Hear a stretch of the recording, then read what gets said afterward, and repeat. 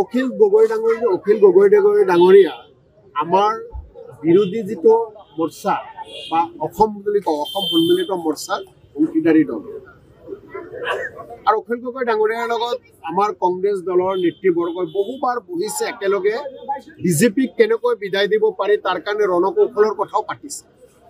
অখিল গগৈ ডাঙৰীয়া একমুখে কয় বিজেপিক বিদায় দিম, আকৌ বিভিন্ন সভা সমিতি গৈ আমাৰ দলৰ বিভিন্ন নেতাসকলক সমালোচনা কৰে।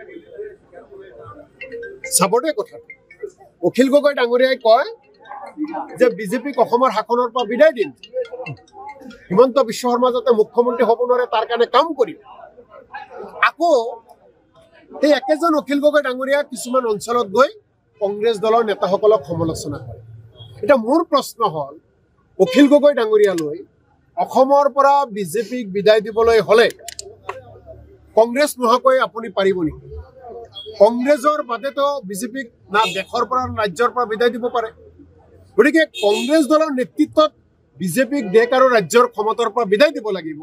তেনে ক্ষেত্ৰত কংগ্ৰেছ দলক যদি দুৰ্বল কৰিব বিচাৰে, কংগ্ৰেছ দলক যদি সমালোচনা কৰিব বিচাৰে, তেনেহ'লে সেইজন ব্যক্তিৰ উদ্দেশ্য কি তাক লৈ আজিৰ তাৰিখত অসমৰ ৰাইজৰ মনত প্ৰশ্ন হৈছে। যি সময়ত সমগ্ৰ অসমৰ জাতি জনগোষ্ঠীৰ মাজত প্ৰচাৰ চলাব লাগে বুলি অসমৰ ৰাইজে কৈ আছে বিৰোধী শক্তিয়ে, বিজেপি বিৰোধীসকলে, সেই সময়ত অখিল গগৈ ডাঙৰীয়া আপুনি যি প্ৰশ্ন কৰিলে যে সংখ্যালঘু এলেকাতে যাই প্ৰচাৰ চলাই আছে, তাৰ উত্তৰ ৰাইজে দিব, ৰাইজে বুজি পাইছে।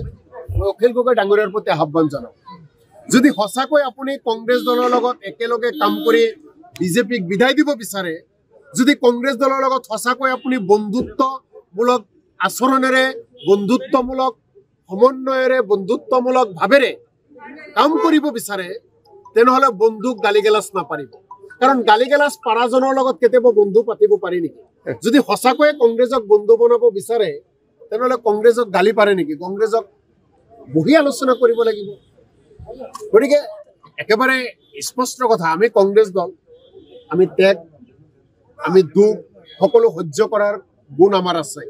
অখিল গগৈ ডাঙৰীয়া কি কি কৈ আছে আমি সেইবোৰ ৰাজহুৱাভাৱে ক'ব নাযাওঁ। কেৱল এটা কথাই কওঁ, অখিল গগৈ ডাঙৰীয়া বন্ধু পাতিবলৈ হ'লে গালি পাৰি বন্ধু পাতিব নোৱাৰি। গালি পাৰি বন্ধু পাতিব নোৱাৰি, গালি পাৰি কাৰোবাৰ লগত মিত্ৰতা কৰিব নোৱাৰি। সঁচাকৈ যদি আপুনি মনৰ পৰা বিজেপিক খেদিম বুলি ভাবে, কংগ্ৰেছ দলৰ লগত ৰুমৰ ভিতৰত বহি কথা পাতি সিদ্ধান্ত ল'ব লাগে।